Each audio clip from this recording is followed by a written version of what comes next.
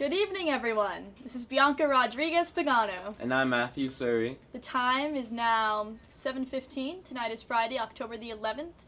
And welcome to the 6th show of Phillipian Live, coming to you live from the newsroom. This week on the show.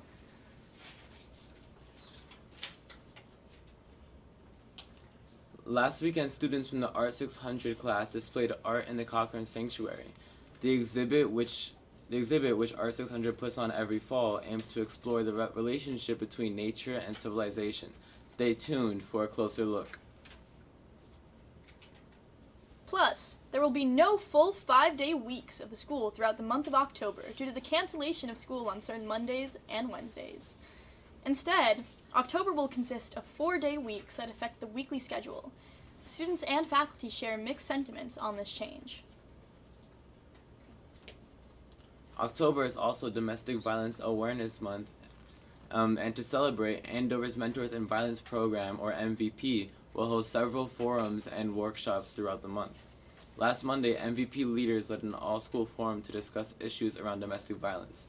Stay tuned to learn more about the MVP program and what they're doing this month. So while at MVP, people were busy talking about their bodies, we were busy talking to people about their body art. We interviewed several people in the Andover community with tattoos. Students and faculty showed us their unique tattoos and shared what their tattoos mean to them, citing inspiration anywhere from their siblings to non-city spirit. And finally, we'll welcome Jack Kuno, class of 20, live on the show. Jacques is a talented musician who writes his own songs. Stick around to watch him perform an original live on his guitar.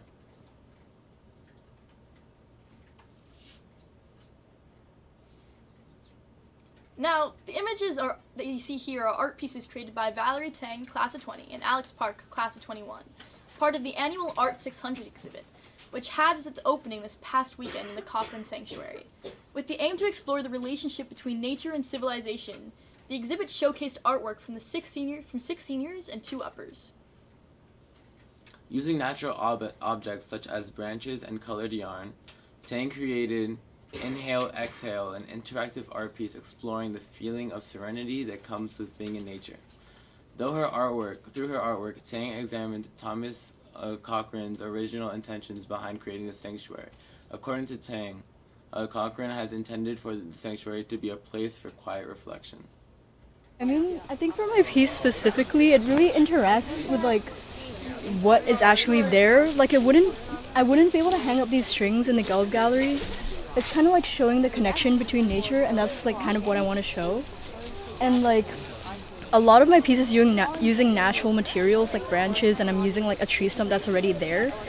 So I kind of wanted to allow people to experience being outdoors, especially because Andover students are so busy and we never get to appreciate the space that's actually always here. While Tang's piece is comprised of mainly natural elements, other students such as Alex Park, 21, focused more on the contrast between man and nature, juxtaposing man-made materials with the surrounding scenery. Titled Gold's Allure, Park created a golden throne out of recycled wood and plastic figurines. Daniel Dominguez, class 21, commented on this contrast.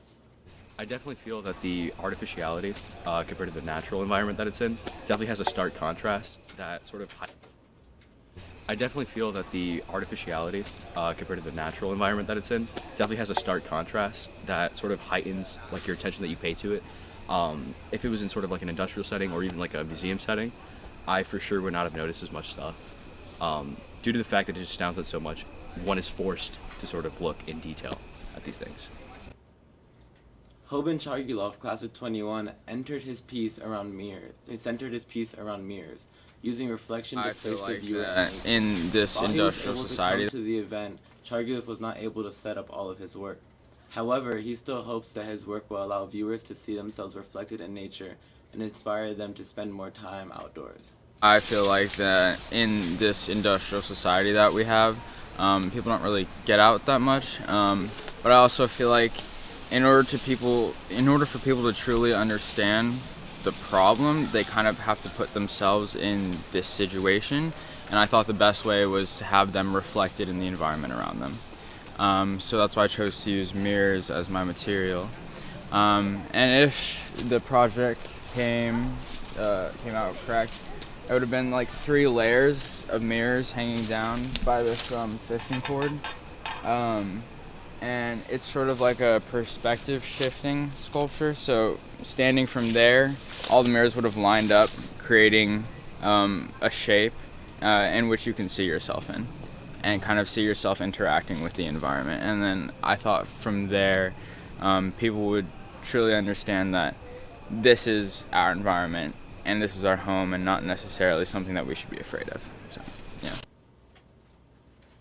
Deborah Pickering, instructor in French, appreciated the effort that students put into the exhibit, but believed that there wasn't enough publicity around it.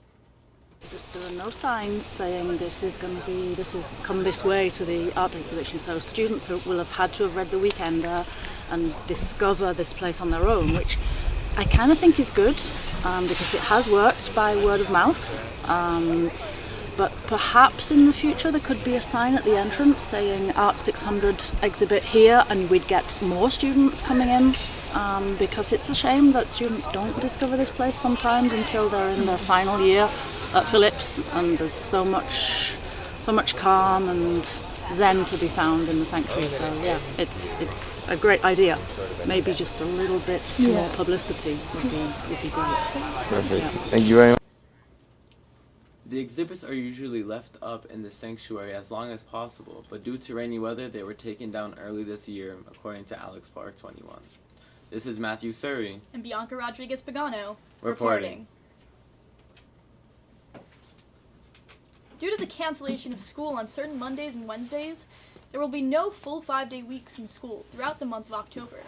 Students and faculty share mixed sentiments about how the new academic schedule affects weeks with only 4 days. Here are live reporters Claire Cahill, 22, Nina Chupengart, 22, and Emily Wong, 21, with the story. Thank you.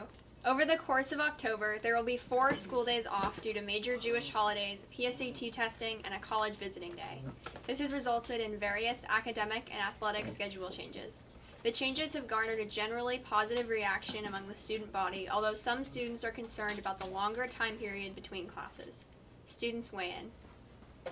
For classes, I think it gets a bit difficult in that because you're taking breaks, it's sort of easy to like, I guess, forget the material that you've been learning, especially like this upcoming week, since we have our Wednesday classes on Monday and then we don't meet until Friday. That might be a bit of a struggle. Some instructors also hold reservations about the 4-day weeks. Teachers in the language department argue that having class more often allows students to practice their language skills more effectively, even if the classes meet during shorter periods. Especially with so many skipped days, classes meeting only twice a week are struggling to cover all scheduled content. However, some teachers argue that the 4-day weeks may be beneficial for students, as the 40-minute class periods on Monday lack sufficient time to cover important content. We should have a 4-day week anyway, all the time, I think. I think Mondays are kind of useless. I don't think we should have Monday off. I think we should have Wednesday off. I think we should have, classes should be like Monday, Tuesday, Thursday, Friday, and then with Wednesdays off. I think that should just be permanent. Many students, such as Arnav Bhakta, were very excited about the 4-day weeks. According to Bhakta, the new scheduling arrangements have brought about many positive changes, such as giving students more free time and a smaller workload. The free days have allowed Bhakta to get ahead on homework and attend more extracurricular activities and clubs. I know that because of the 4-day weeks, I'm able to attend more clubs. I'm allowed to have a more social life because I have more time to myself. Despite some concerns about the lack of adequate class time, most students are enthusiastic about possible 4-day weeks in the future. Like Bhakta, Elena Yang, 21, agrees that the positive aspects of 4-day weeks outweigh their negative consequences. Definitely, I really like the 4-day weeks, and I think that there are more benefits to it than there are disadvantages. Emily Huang, Claire Cahill, and Nina Chupengart reporting. Thank you, Claire, Nina, and Emily. October is Domestic Violence Awareness Month, and Andover's Mentors in Violence Prevention Program, or MVP, will host several events throughout the month. MVP is a training program that meets weekly in the fall and winter terms directed towards LORs. During the program, topics of discussion include masculinity and femininity, gender-based violence, bystander intervention, and consent. For Domestic Violence Awareness Month, MVP alums have organized several informational events this week from October 7th to the 11th. Here's reporter Sabby Clemens with the story. Thank you. Last Monday evening in Underwood, mentors in violence prevention leaders led an all-school forum to discuss domestic violence. MVP alums are students who have gone through the MVP program as lowers and have hosted similar workshops and conversations with freshmen. According to Ethan Chan, one of the focuses of MVP is to teach students about consent and what it means in present-day America. What does consent mean, you know? Like, being an international student, we don't really talk about consent. I'm from Hong Kong, and we don't talk about consent as openly as we do here. Like, also the age of consent is very different in Hong Kong as well. So, like, just being able to, like, know more about it, like, that, like, really piqued my interest. In recent years, Andover has strongly promoted the affirmative Yes Means Yes campaign in favor of the previous No Means No campaign. Ethan Chan weighs in on this change in attitude. One interesting thing about the Yes Means Yes policy is it's very heteronormative, which is what, like, kind of where I have problems with it a little bit, because if you look under Massachusetts law, the consent only applies for heteronormative couples, relationships, and doesn't really, like, cover more of the LGBTQ spectrum. There's a loophole in the law that, like, if you're, like, with, like, in a same-sex relationship, like, consent, like, doesn't really apply to under age 16, I think. I'm not really sure about this, but this is what my friend told me. But yeah, I think, like, the school needs to take further action in, like, defining its terms by Yes Means Yes policy. What they mean, like, when it comes to relationships, like, does that mean to binary relationships only, or does that, or, like, they need to be more clear with what they mean by Yes Means Yes.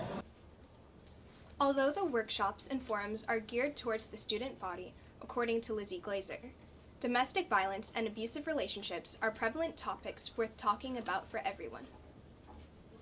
Everyone thinks that they can't be in a relationship that is abusive, or they can't experience domestic violence or have issues with consent, but that's just not true. Unfortunately, everyone experiences things like that, so it's really important to educate yourself and be there not only in case you get into a situation like that, but also so that you can help others and to educate the people around you.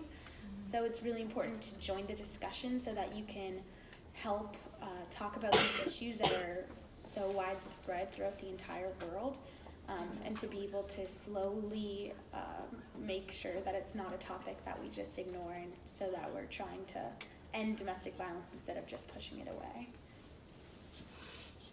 At the forum last Monday, several conversations arose surrounding the apparent slut-shaming culture on campus. According to some of the attendees, female students generally experience more slut-shaming than males in regards to parietals. Some students believe that parietal rules exist for the school's security and parents, rather than the students' interests. Some students also stated that although faculty are aware of the students having sex through sources such as the state of the academy, the faculty have never voted on parietal rules. Questions arose about the possibly loosening parietals, and according to some students, Andover's hypocritical stance towards sex.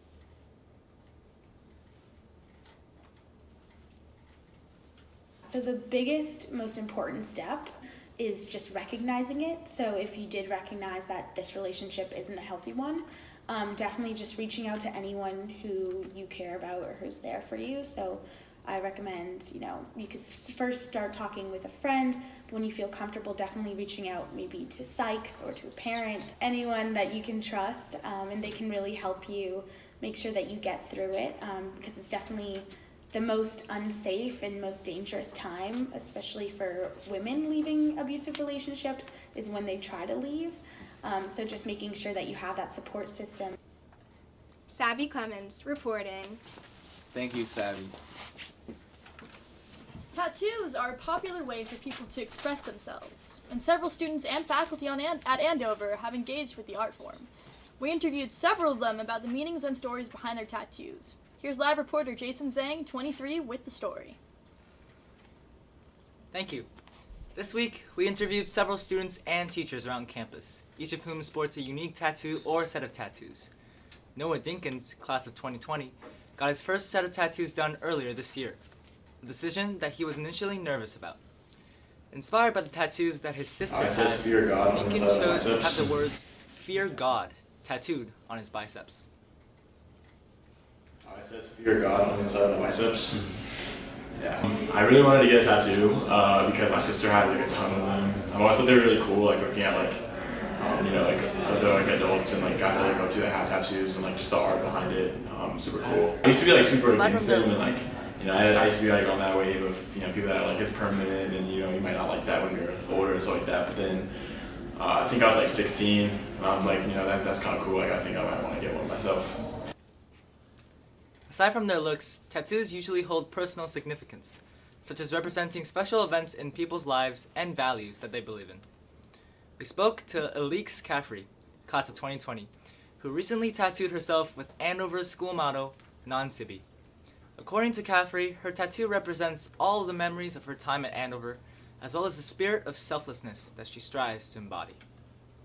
It actually says Non Sibi on it. Before coming to Andover, I didn't know what that meant. Like it wasn't something that like I knew, like just the motto itself. So having it like tattooed on me just reminds me to be selfless, and also reminds me of Andover. Like I'll have it for the rest of my life. For Alicia Finney, instructor in biology, her many tattoos relate to her profession and interests. With tattoos of Darwin's finches and a bumblebee, many of Finney's tattoos draw inspiration from her passion for biology. I have quite a few. I mean, last time I counted, we're looking at somewhere between 15 and 20. So there's a decent amount. But the most visual ones or visible ones that I've got on my arms are mostly science-based. So I have a lot of birds and bugs and flowers and things like that. But then I've got other things like, I've got an origami crane because I read Sadako and the Thousand Paper Cranes as a kid, and the story of communities pulling together to support a person just always really stuck with me. But mostly I keep coming back to nature and the natural world, which it makes sense given my discipline. It all comes back to biology eventually. We also spoke to Yasmin Allen, instructor in Spanish. Allen always wanted to get a tattoo, inspired by role models from her childhood and early adulthood, such as poet Nikki Giovanni. I got my first tattoo in September of 2016, and it was after the passing of Prince, who was my idol. And I decided that it was a good way for me to, or a fun way to really represent what he meant to me in my life. And so the funny thing is that I've always wanted to get a tattoo. I like the idea of being able to represent who you are, in the way that it's comfortable for you.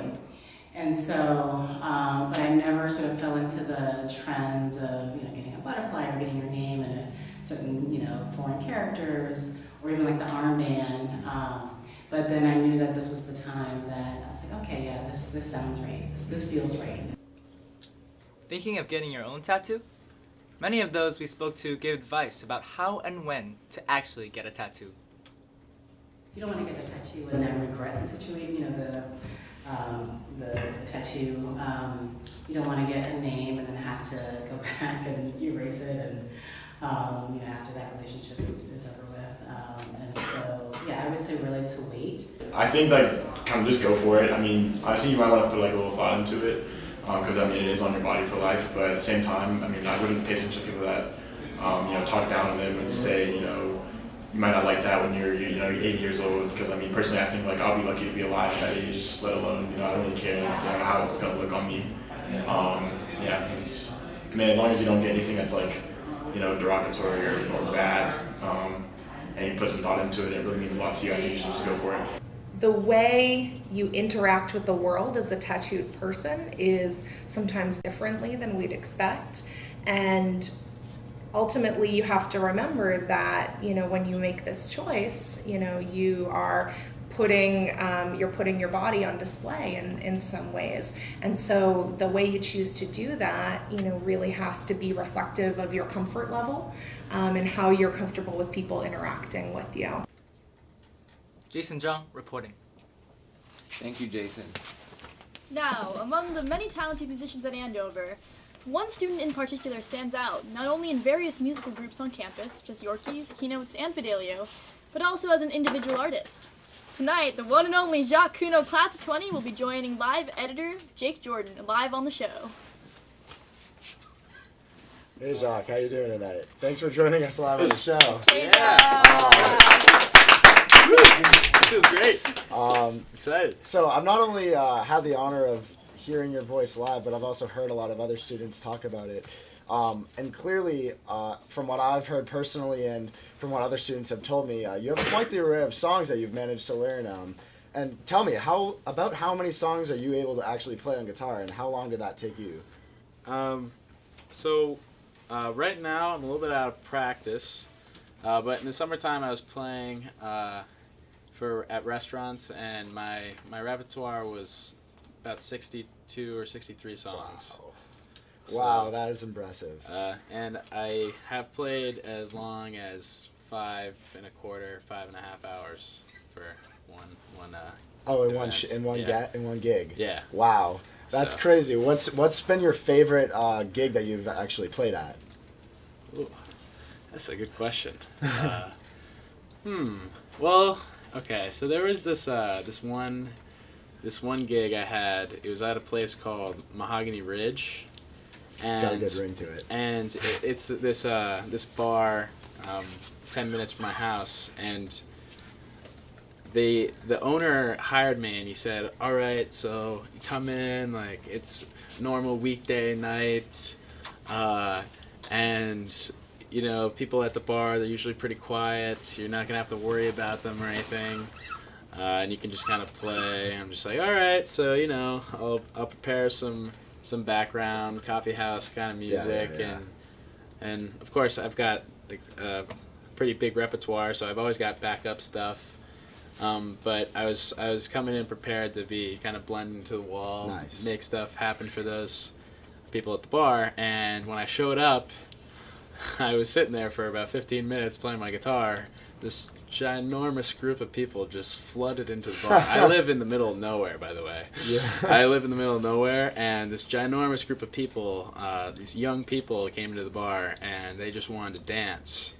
And so I played 3 hours, and oh my God. I played so many songs. I pretty much didn't play any of the songs I prepared. I played random songs, song requests. I learned Fireball by Pitbull on the stand and played that. And everyone wanted up-tempo, so I played every song like Awesome. 1.5 times as fast. And Oh people my were God. dancing. It was awesome. That's great. So. Now tell me, about how long have you actually been playing guitar? And was that your first instrument that you learned how to play, if you have learned more? Yes, so guitar is definitely my instrument. I've been playing guitar since 3rd grade, and I took lessons all the way through 11th grade. I also dabble in other instruments. Technically, I learned ukulele before I learned guitar. I started learning ukulele in 1st grade. Really? And that was kind of my gateway into my guitar playing. But I took 4 years of piano lessons. I've played baritone horn in bands at my old school for 11 years. Play just a little bit of mandolin just because I kind of tinker around with it from time to time. My brother got one a couple of years ago. We like to fool around with that. So music's definitely your thing, for sure. And I like to beatbox. Oh, yeah, definitely. And now I also know that you like to work on your own stuff. So about how long into your music career did you start working on your own, and how did you go about doing that the first time when you wanted to decide that, hey, I want to write my own stuff and share what I can do with the world? So it's really funny how it happened. of course, I wrote a song in 4th grade, but it was ridiculous. Long time ago. And I like just as a taste, the words were like walking down my yard, looking all around, and I saw you. My frown turned upside down. Oh, I love it. I love it. But so I was playing for a long time, and I was playing at different places, and I didn't really believe in myself too much. But I thought that I could, play the gigs, but I didn't really have any passions for writing music. And then there was this girl that kind of caught my eye for like a really long time. Ooh. And one day I was just like, you know what? I'm writing a song about how I feel right now in the morning, and I wrote it in 2 hours, and I showed it to my parents and my friends, and they were just like, "Wow, this is amazing! You're incredible!" I was just like, I was just trying to vent, Yeah. And then I just loved the way it felt writing my own stuff, and I just after that just kind of took off. Awesome. And do you have any goals or aspirations for your career within the near future, at least? Yeah, so I've got 10 songs that I've written that I like. I've got others in the works, but I've had those 10 songs recorded as a demo kind of setting, and I have those so I can kind of release them as an acoustic album. But I've been working with a guy back home, and then also trying to connect here when I get a little bit of free time so that I can produce those a little bit and then maybe release it on Spotify. Awesome, great. That's great to hear. I wish you the best with your career, and I hope that those hit the charts one day. Thank you. But I do know that you have a song prepared for us tonight. Why don't you tell us a little bit about that song and what you're going to be performing for us on the show? Yeah, of course. So this song is called Follow Me, and the story of the song is kind of pretty funny, and my mom said don't share it because it's gonna like ruin the air of it. But basically, the sense of it is I had this problem which was insignificant to me pretty much, but I was really hung up on it, and I couldn't really do anything about it. And so I wanted to write the song about people having problems that they can't do anything about. Like, imagine someone in your family passes away. You can't really do anything other than just accept it. And being able to move on, that can free your soul up a little bit. That's great. Yeah. This is called Follow Me, and the chains are the thing holding me back. Awesome. You'll find out. So. Well, let's hear it. Let's see what you got. Let's All right, cool. Let's see it. Cool. All right, check it out. So, yeah.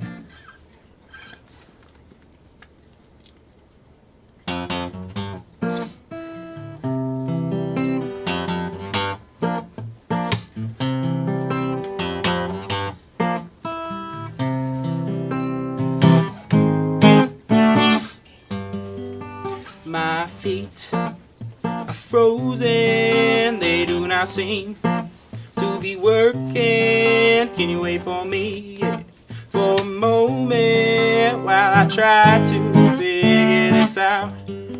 She turns back to me, she's confused now. She does not seem to know how to set me free from the chains that hold me down. So I start just singing out loud. I sing, oh, set me free, Lord, set me free. Oh, 'cause these chains are killing me. Oh, then she turns and looks at me and says, oh, if you want to be set free, just follow me, yeah.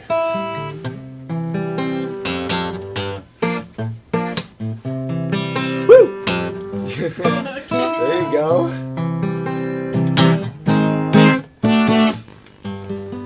How can that be?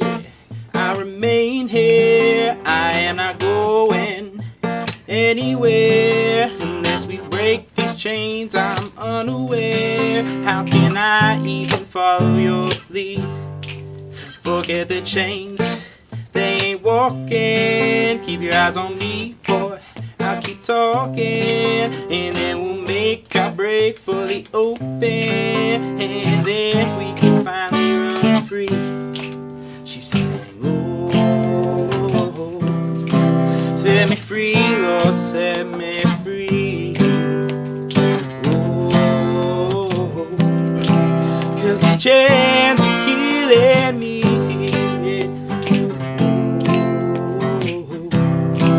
Then she turned and looked at me and said, oh, if you want to be set free, just follow me, yeah, yeah. Follow me, yeah, yeah, yeah, yeah. Follow me, yeah. Follow me, yeah.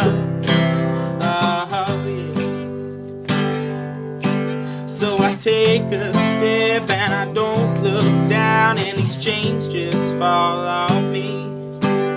My legs are lighter, my sights are higher than they've ever been. If I just keep walking, there ain't no way this pain won't let me breathe. Problems sting and hurt and bleed until you let them be. I sang, whoa, oh, oh, set me free, Lord, set me free. Oh, 'cause these chains are killing me, yeah, yeah, until, oh, oh, she turned and looked at me and said, oh, if you want to be set free, just follow me. Just follow me, yeah.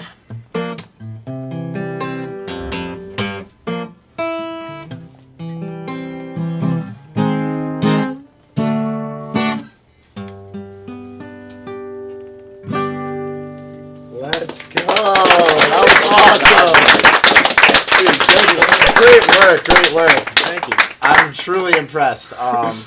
Seriously, I don't think I've ever heard an original song out of like one of my personal friends and people that have been around on campus. And seriously, that was great, man. Good work. Thank you so much. Good job. No problem. Yeah, it's an honor being here, you know? Having a great time. It's cool, so. All right. Well, thank you, Jacques. Thank you, Jake, for being on the show. Yeah, awesome. That was just beautiful. I know. This week on the paper, today was issue number 22, volume CXLII, the Phillipian 6th full paper of the school year. This week in news, you can learn about updates on the search for a new head of school, along with an update on former head of school, John Palfrey. In commentary, Daniel Sun, class of 23, discusses the ongoing impeachment inquiry against President Donald Trump. And sports, read about the girls' varsity soccer co-captains, Rachel Chang, 20, and Maddie Silveira, 20. And arts, take an outfit inspiration from Yana Ramandi, Korea, class of 20, who mixes and matches different styles from her community to create her unique fashion. And as always, if you're interested in Phillipian Live or the Phillipian as a whole, come find us in the newsroom or in Morris Hall, or visit our website to join. Anyone can sign up to be a writer for any section of the print paper or be a reporter on Phillipian Live and go live on air to present your segment. If you're interested in video, graphics, or live production, we'd love your help as well. Go to phillipian.com/join or email at for more information. And that's all for tonight. I hope you enjoyed the show. Have a good one and tune in next Friday. Have a good weekend. See and you one next more week. thing. Stay classy, Andover. See ya.